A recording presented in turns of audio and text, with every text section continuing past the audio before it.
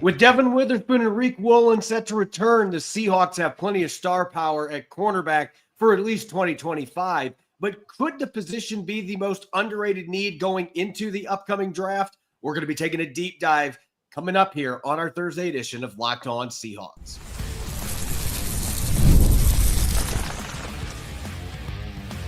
You are Locked On Seahawks, your daily Seattle Seahawks podcast.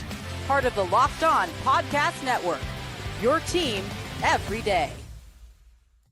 Greetings, 12. This is Corbin Smith, host of the Locked On Seahawks podcast, your daily Seahawks podcast, part of the Locked On Podcast Network, your team every day. Glad to be joined here on our Thursday episode by my co-host in crime, Rob Rang, and a special thanks to each and every one of the 12s listening in, whether you are in nearby Forks, Washington, or down in Santa Fe, New Mexico. We appreciate each and every one of you for tuning in and making Locked On Seahawks your first listen 5 days a week. We are now 2 weeks away from the NFL draft. It's getting that close. We are going to continue our position by position in-depth preview today at the cornerback spot, which may or may not be the most underrated need for the Seahawks heading into this year's draft. We're going to take a deep dive into first rounders, day 2 selections, and day 3 gems. Jam-packed episode brought your way by our friends at GameTime. Download the GameTime app, create an account, and use the code LOCKEDONNFL for $20 off your first purchase. Now for your lead story here on our Thursday edition of Locked On Seahawks. If you're looking at the Seahawks' current roster in terms of star power, cornerback ranks near the top of the list, with Devon Witherspoon, a former top 5 selection, a 2-time Pro Bowler already in his first 2 seasons. Woolen, formerly a Pro Bowler in his rookie year, also had Defensive Rookie of the Year votes. Both these players did. And Josh Jobe was really solid after coming over from the Eagles last season. But Jobe and Woolen, Rob, are both going to be free agents after this year. The biggest question there is Woolen. Are the Seahawks going to give him a new contract? Is he going to play well enough this year to justify that new deal? Because he's been way too inconsistent the last 2 seasons after that spectacular rookie year. There's been moments where he's played at an all-pro level, but he's also been benched briefly each of the last 2 seasons due to inconsistent performance, tackling issues, assignment breakdowns, you name it. And with that 18th pick coming up in this month's draft, John Schneider's got to have an eye on just the next 3 years, not just this year. He's got to be looking towards the future as well as the present. And I at least think in this sense that cornerback maybe is the most underrated need for the Seahawks going into this year's draft, because they've got to be thinking ahead with Woolen and Jobe set to be free agents next season. Yeah, exactly it. I mean, Tariq Woolen only has the 1 more year remaining on his rookie deal contract. I mean, regardless, if he is going to be back in part of Seattle's plans after this season, then it's going to be a much, much higher cap rate. Josh Jobe was only retained on a 1-year deal. So as good as he was, both of them are question marks in the future, and the depth behind them is a question mark. The rookie Nehemiah Pritchett flashed a little bit at times last season, but still it doesn't feel like he necessarily should be expected to come in and contribute meaningful time. So I think that number 18 overall, there's a couple of cornerbacks that I expect to be off the board. Certainly Travis Hunter, we all know about him. Will Johnson and Jahdae Barron, I think, also have a chance to come off the board by the time that Seattle is up at number 18. However, I'll focus in on Will Johnson here for a moment, just because I think that there is some more of a possibility that he could fall into Seattle's lap because of some medical questions. But at the same time, he's also would justify Seattle maybe eschewing bigger areas of concern to go for a player like Will Johnson. Again, he's 6'1", he's 194 pounds. He had 3 of his interceptions that he got at Michigan. He returned for touchdowns. That's a school record. He was the defensive MVP in the national championship game for Michigan over the University of Washington. So a lot of Husky fans out there are going to be very familiar with him. He is a player that has the instincts, the size. He doesn't have the lead speed, but he plays fast because he has such great route awareness and savvy looking back towards the quarterback. When you have other quality defensive backs in the pass rush, I expect the Seahawks to have, then a player like Will Johnson and his big play ability, again, assuming that the medical is clean.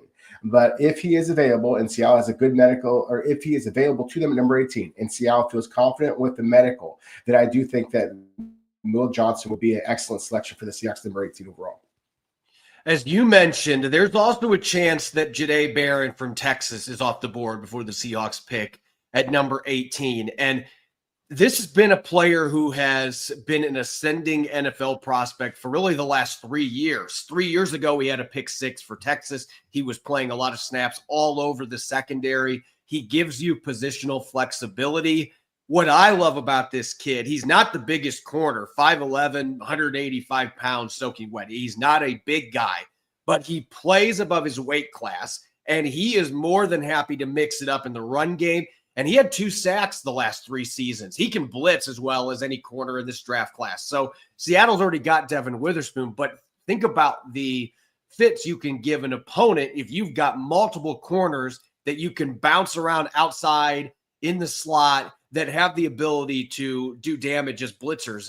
You don't know where it's coming from every snap. And that creates issues when you're trying to game plan and during the course of a game trying to account for that. He also had 5 interceptions last year for the Longhorns. So he's got plus ball skills. He gets his hands on the football frequently, doesn't give up a lot of big plays, has that inside-outside versatility. That's the kind of player at number 18 that would make some sense. And again, the amount of flexibility Mike Macdonald would have with him and Witherspoon, the different stuff they could do.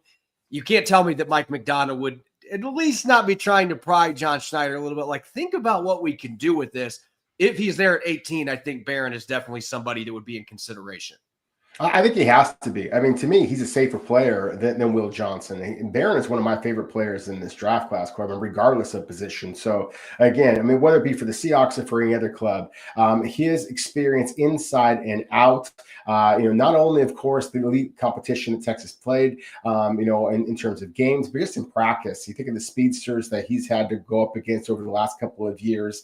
Again, he is as battle-tested as it gets. I think that's going to be something that Seahawks are going to prioritize. I'm going to mention another player here, Trey Amos from Mississippi. Now, I would be a little bit surprised to see him go as early as number 18 overall, but he is getting some round one buzz. And when you watch the tape, it's easy to see why. He's 6'1", 195 pounds, and he has, had kind of a long, career throughout the college level. He is a Louisiana native, and he spent his first 3 years at the University of Louisiana Lafayette, and wound up transferring to Alabama after playing very well at the lower level. He wanted to play for Nick Saban in that NFL pipeline in the secondary they have there. He goes to Alabama. He barely cracks the starting lineup, but it was expecting to be the starter this season. And of course, Nick Saban up and retired on him. And so he wound up transferring to Ole Miss. And for the life of me, that is one of the biggest reasons that I'm talking to NFL scouts that they have on this kid. This is the fact that he went to 3 different programs, whereas we're kind of celebrating players that jump up in competition to go to one team. Again, the reason why he transferred out of Tuscaloosa is just because Saban retired. And so he goes to Ole Miss. He was absolutely spectacular there. You correctly pointed out the creative defensive alignments that you see at Texas with Jahdae Barron and their defensive coordinator, Pete Kwiatkowski. The same thing here with at Ole Miss. Well, there's all kinds of questions about, say, Lane Kiffin and how he simplifies the offense, for some of the quarterbacks and receivers that are coming out of Ole Miss.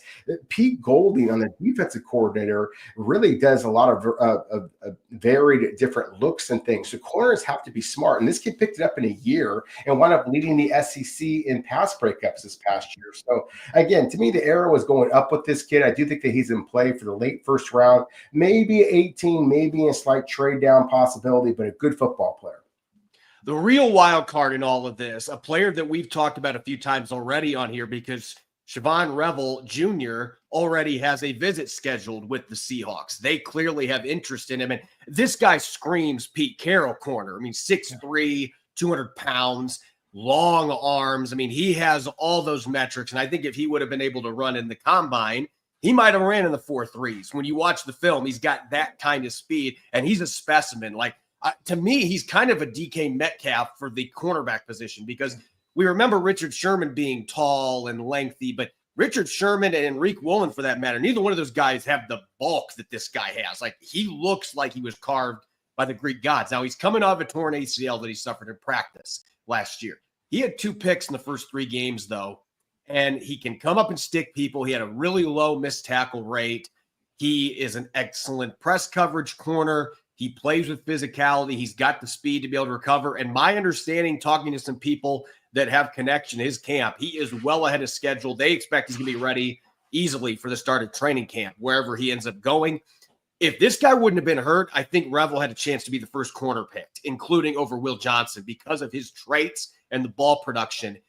I could still very well see him end up in the top 20 if the medicals check out. And the Seahawks are absolutely a team. Even with Mike McDonald, there's carryover with what he wants there. Physicality, toughness, playmaking ability. Revel checks off all those boxes. So he is absolutely a guy, if the medicals check out, could be in play for the Seahawks at number 18. When we come back, this is a deeper cornerback class than many have advertised. We're going to dive into some fun day 2 prospects for the second and third round in the secondary. That'll be coming up next here on our Thursday edition of Locked On Seahawks.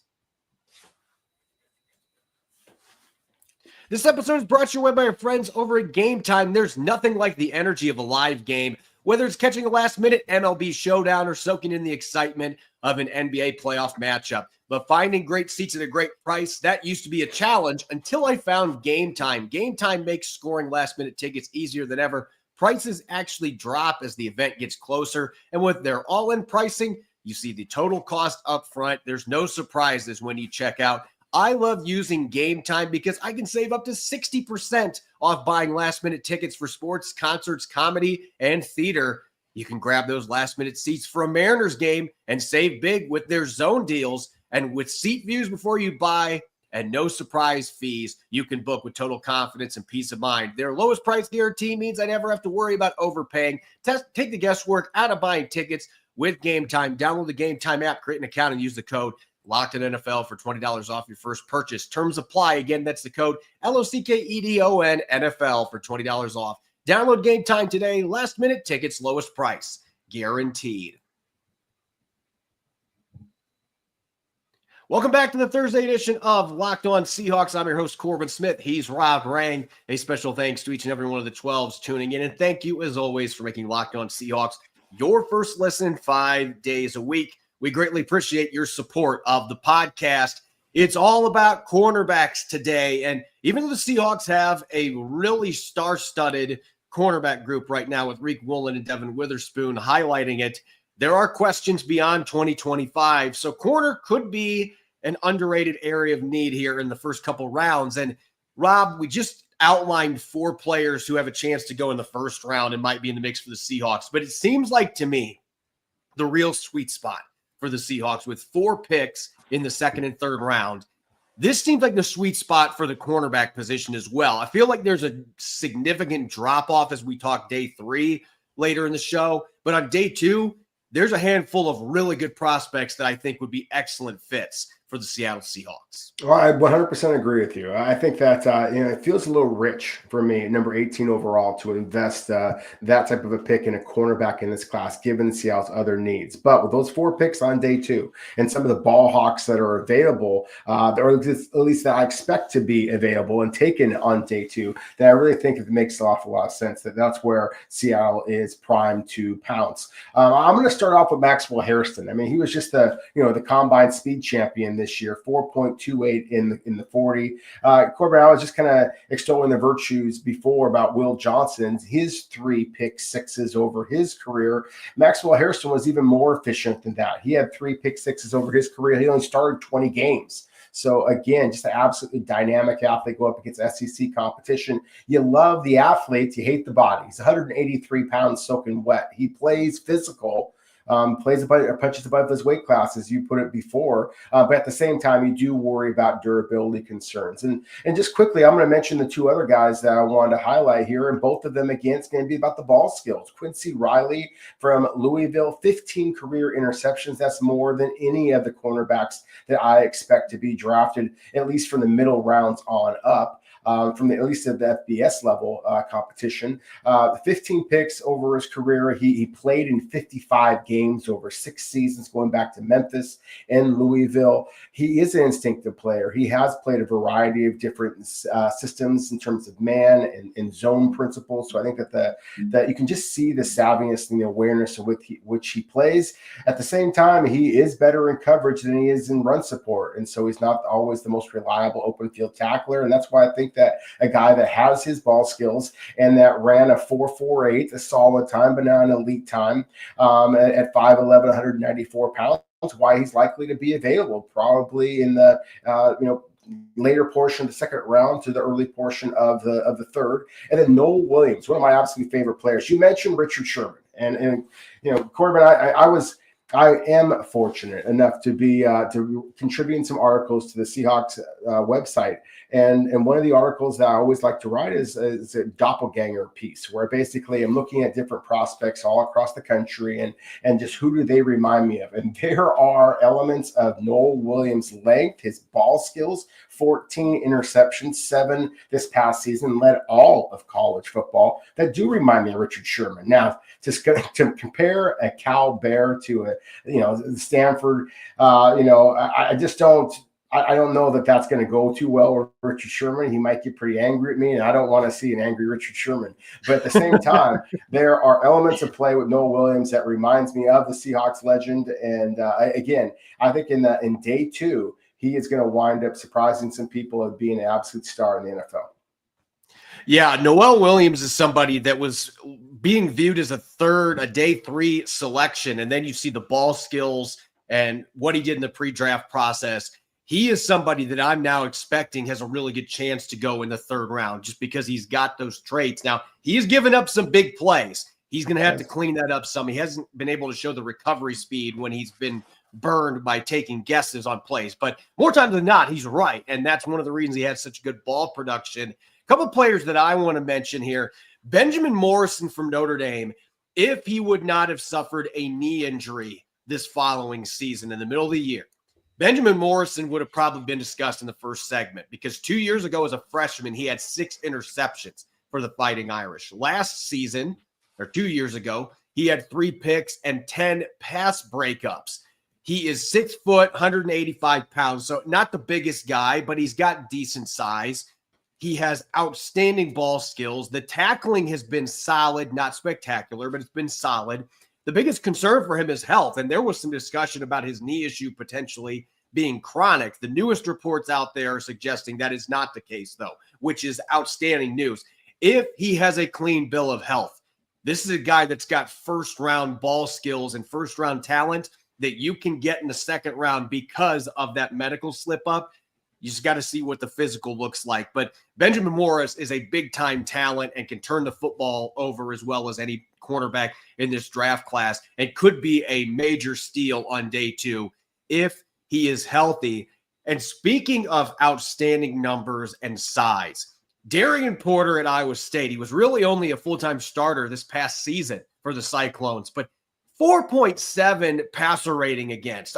That's like something you think somebody had to forget a 5 or something in there. Like it had to be like 45.7. No, it was 4.7. He was absolutely incredible this year for Iowa State. And oh, by the way, he's 6'3". So he's got size. He ran in the 4.3s. So he's got blazing speed. He's physical. He'll come up and hit people.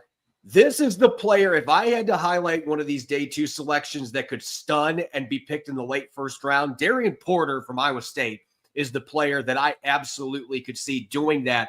And one other big corner that I'd like to discuss, I've talked about him a little bit to this point, but I've now watched more film, and I'm even higher on this kid, Dorian Strong from Virginia Tech. And he is not quite as lengthy as some of the other corners we talked about, but he plays above his weight class. He plays above his length. This is a guy that loves to press cover corner. And what I really like about this kid, you can make an argument that he's as good of a tackler as any of these corners on day 2. He loves to come up and mix it up in the run game, blow receivers up right after the catch, doesn't give up a lot of yards after the catch.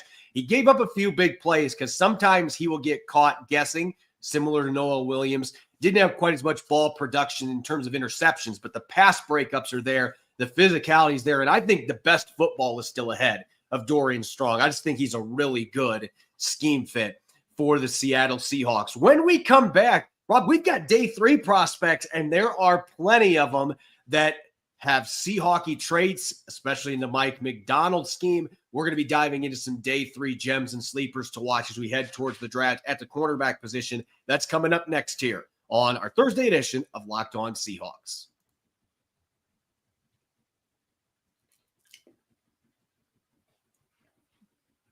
Welcome back to the Thursday edition of Locked On Seahawks. I'm your host, Corbin Smith. He's Rob Rang. A special thanks to each and every one of the 12s that are tuning in. And thank you, as always, for making Locked On Seahawks your first listen 5 days a week. We greatly appreciate it. Today's episode, continuing our position-by-position preview.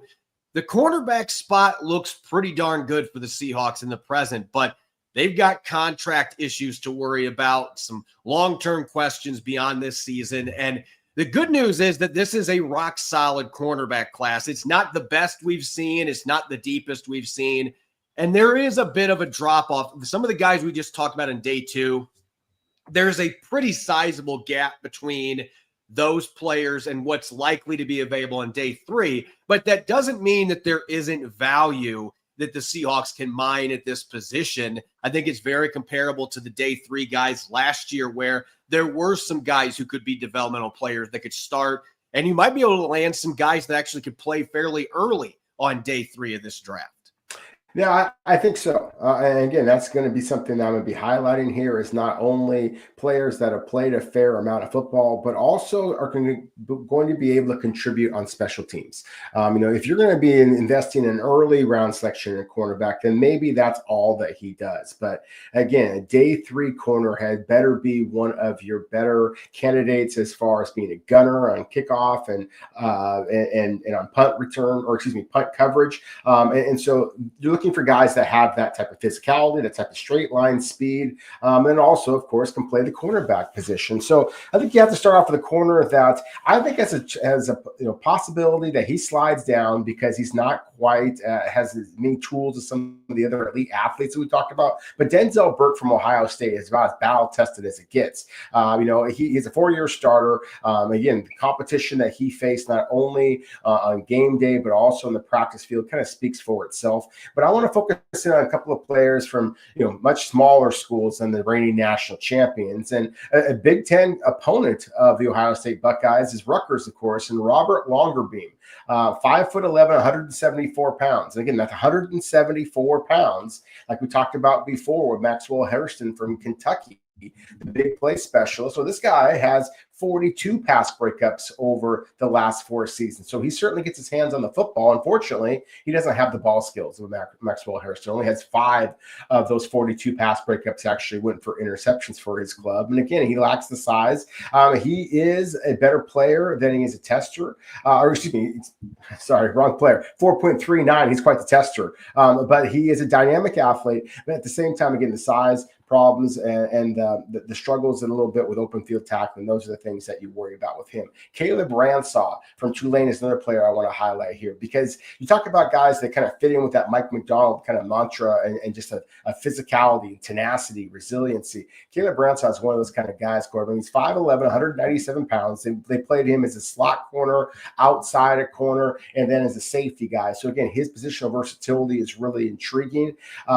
He is one of the better open field tackles, kind of the opposite of Longerbeam, but at the same time, only intercepted 1 pass in 47 career games. So again, he is a guy that, that frankly has more tackles for loss than he does interceptions than he does passes breaking up over his career. 10 tackles for loss, 9 pass breakups for a 3-year starter and a defensive back. I mean, again, that doesn't scream a top 100 selection, but the tape says top 100 type of players. So he's somebody that I don't think the Seahawks are going to be investing that early of a pick, but you get into day 3, he is the kind of guy that has the physicality that the Seahawks could use at that kind of a nickel safety spot. Assuming, of course, Devon Witherspoon is healthy, you don't have that concern. But at the same time, you want to move Devon Witherspoon around. You want to have a quality nickel candidate behind him to do so.